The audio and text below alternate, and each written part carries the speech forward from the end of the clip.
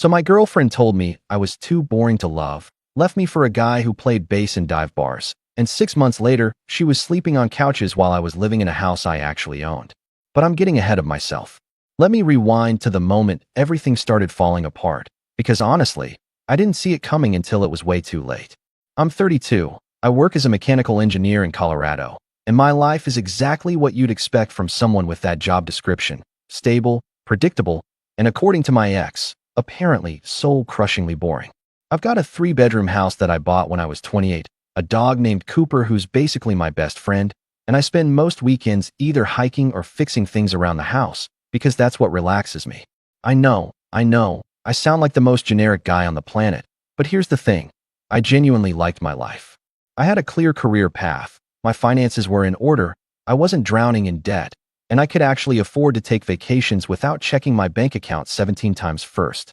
My friends used to joke that I was the dad friend of the group, the guy who always had jumper cables in his trunk and knew how to fix a garbage disposal at 2 in the morning.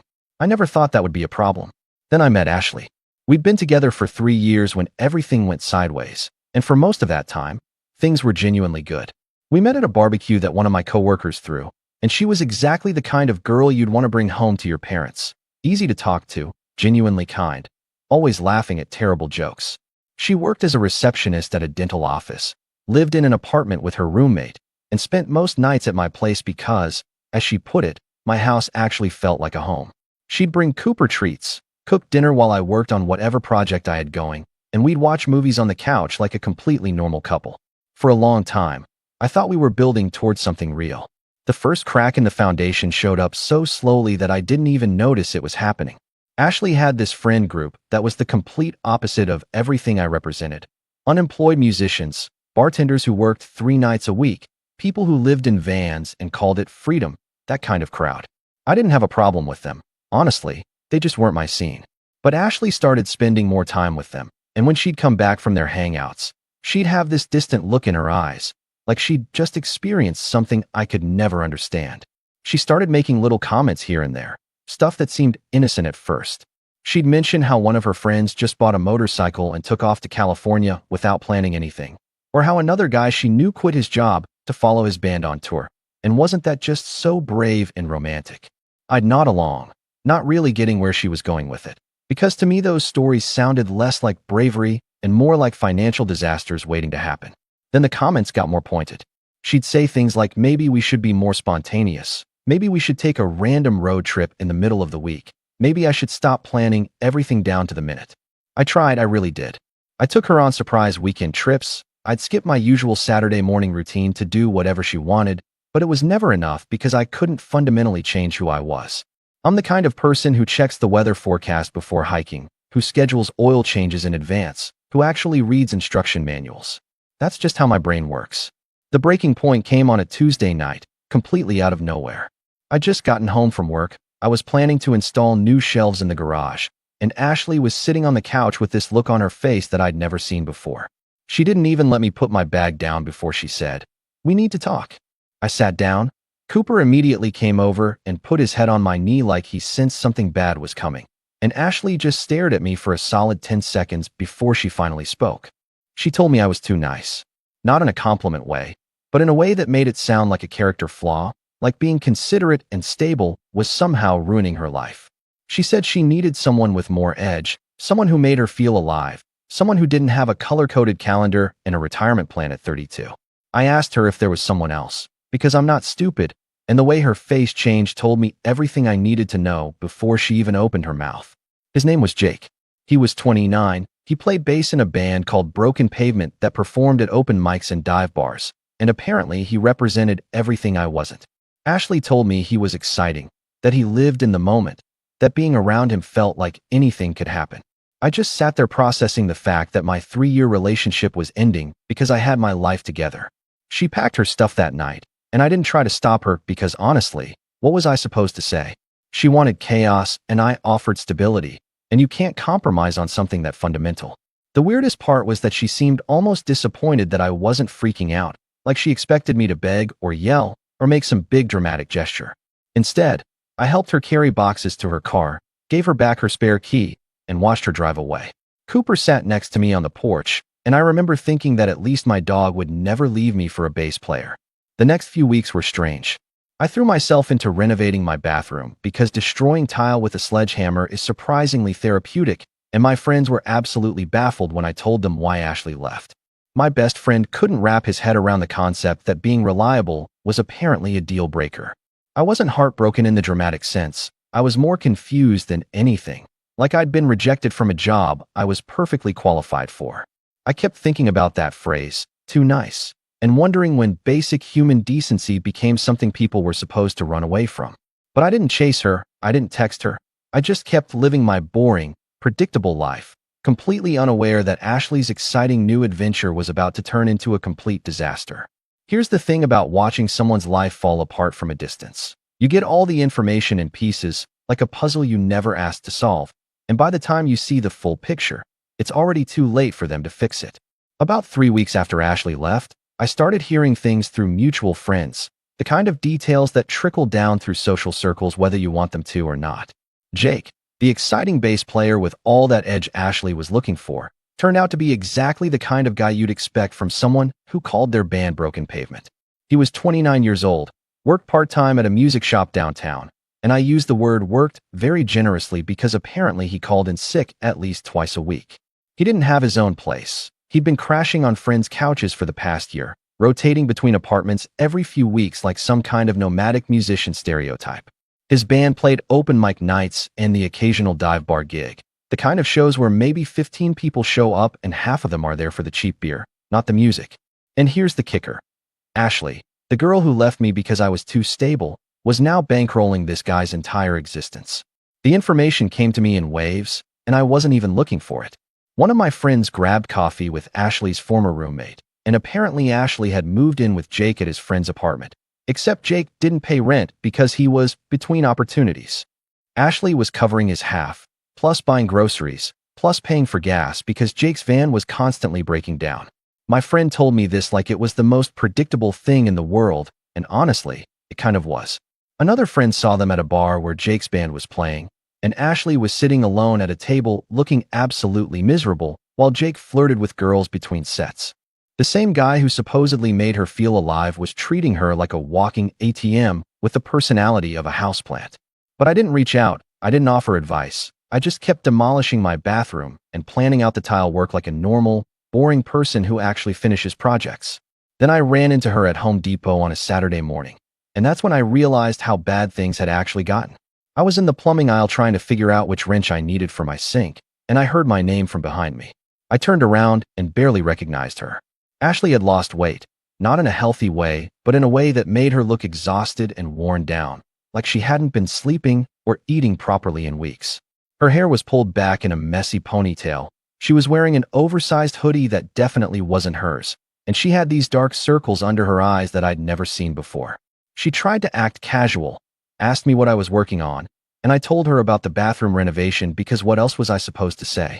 She lingered there in the aisle way longer than necessary, clearly wanting to have some kind of deeper conversation, but I kept my answers short and polite because I already knew where this was heading. She mentioned she was there buying light bulbs because the fixtures in her apartment were broken, and I noticed she said her apartment, not their apartment, which told me everything about how that living situation was going.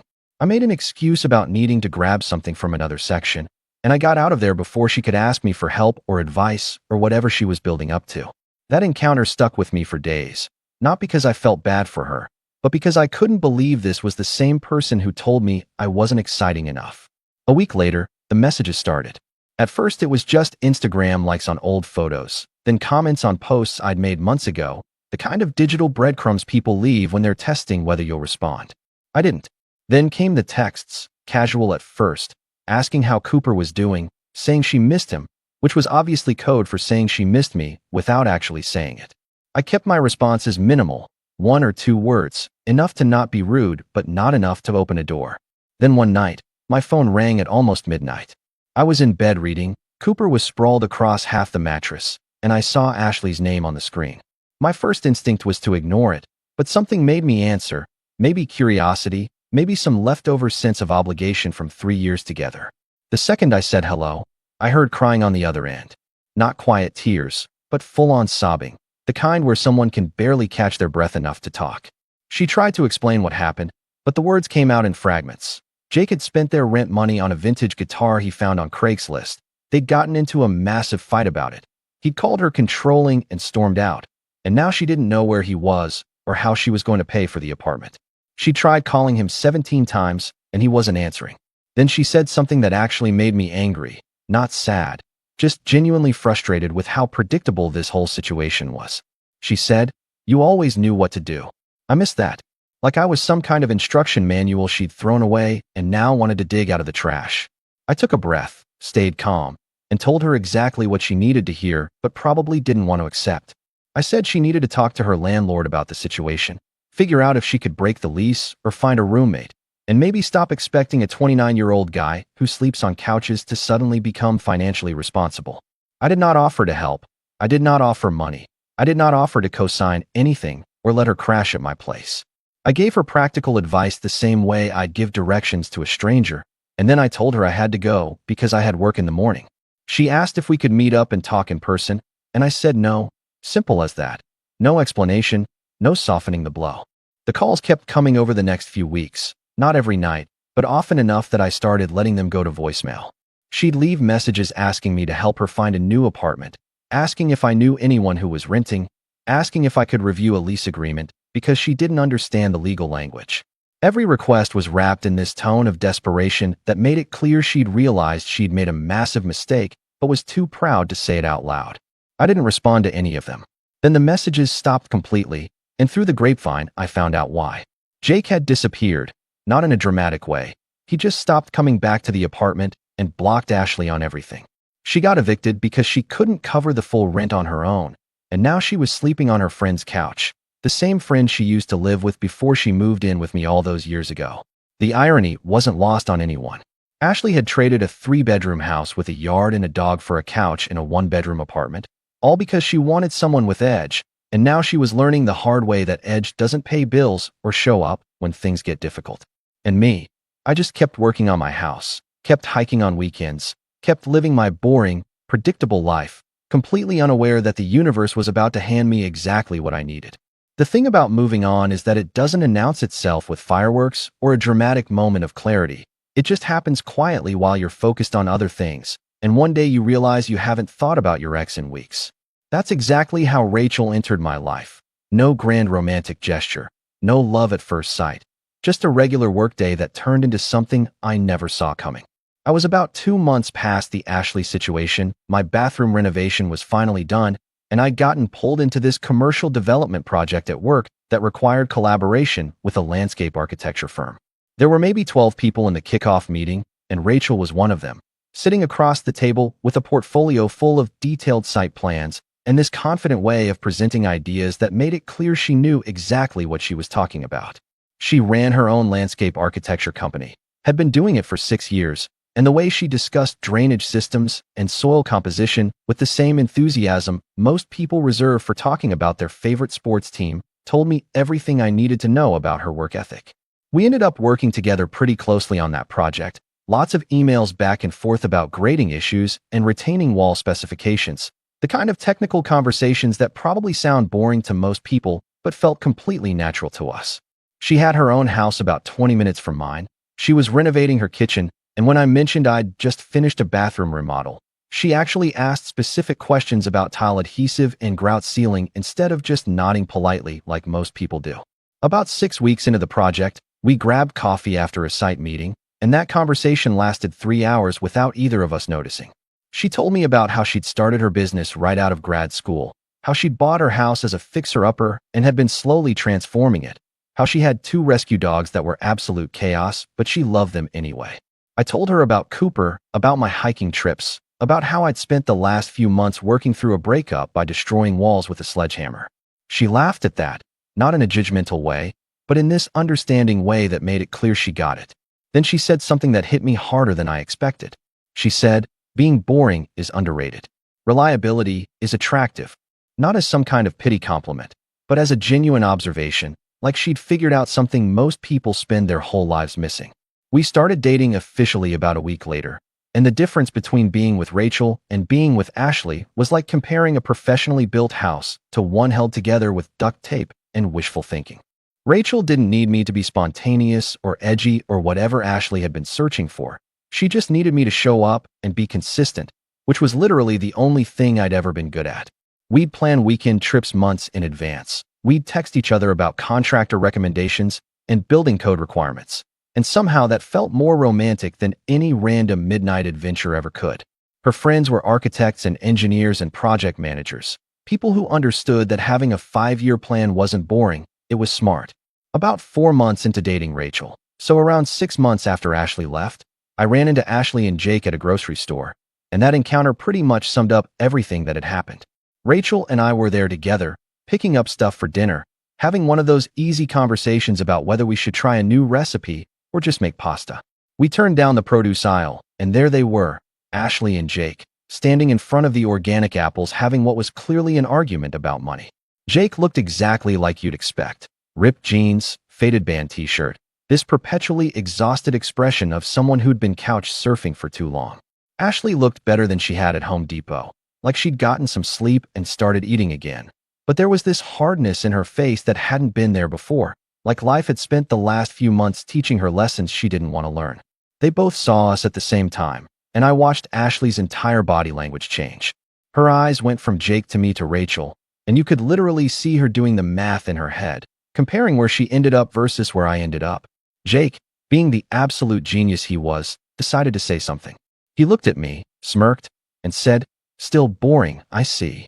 Rachel, without missing a beat, looked him up and down and said, "Still broke, I see." I didn't say anything, just put my arm around Rachel and kept walking, but I heard Ashley snap at Jake behind us, something about him making everything worse. I never found out what happened after that because I genuinely stopped caring. The rest fell into place exactly how it should have. Rachel and I moved in together about 8 months after we started dating, bought a house that needed work but had good bones, exactly the kind of project we both loved. Cooper got along great with Rachel's dogs, and our weekends became this perfect routine of hardware store runs and hiking trails and working on renovation projects together. We got married a year later, small ceremony, nothing fancy, just the people who actually mattered. Through mutual friends, I eventually heard that Ashley had moved back in with her parents, got a more stable job working at a medical office, and was dating some guy who worked in finance. Good for her. Honestly, I hope she figured out what she actually wanted.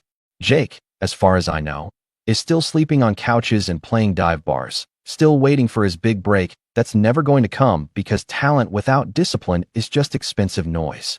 And me, I'm living in my boring, predictable house with my wife who thinks reliability is attractive, working on boring engineering projects and planning boring vacations 6 months in advance, and I've never been happier.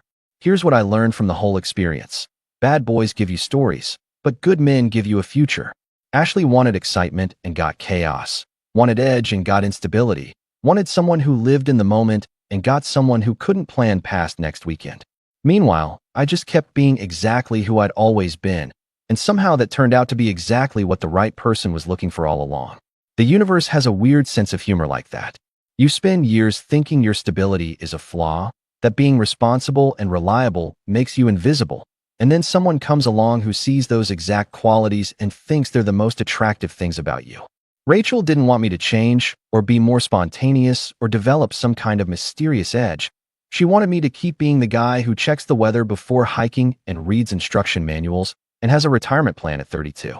She wanted boring, and I gave her boring, and somehow we built something real out of it. The last I heard about Ashley was actually from her mom, which was probably the strangest twist in this entire story. About a year after everything went down, I got a message on Facebook from Ashley's mom saying she wanted to thank me for not taking Ashley back when she tried to come crawling back. She said Ashley needed to learn that actions have consequences and that excitement isn't a substitute for partnership. She said I'd always been good to her daughter and she was sorry about how things ended. I didn't respond because what do you even say to that? But it was weirdly validating to know that even Ashley's own mother recognized how ridiculous the whole situation had been. So yeah, my girlfriend told me I was too nice, left me for a guy with edge, and 6 months later, she was sleeping on couches while I was living my best life. Not because I changed or became someone I wasn't, but because I stayed exactly the same and waited for someone who actually appreciated that. Being boring isn't a bug, it's a feature, and the right person will see that. The wrong person will leave you for a bass player who can't pay rent, and honestly, that's the best favor they could ever do for you. What do you think about this story? Let me know in the comments, drop a like, and don't forget to subscribe for more real-life stories.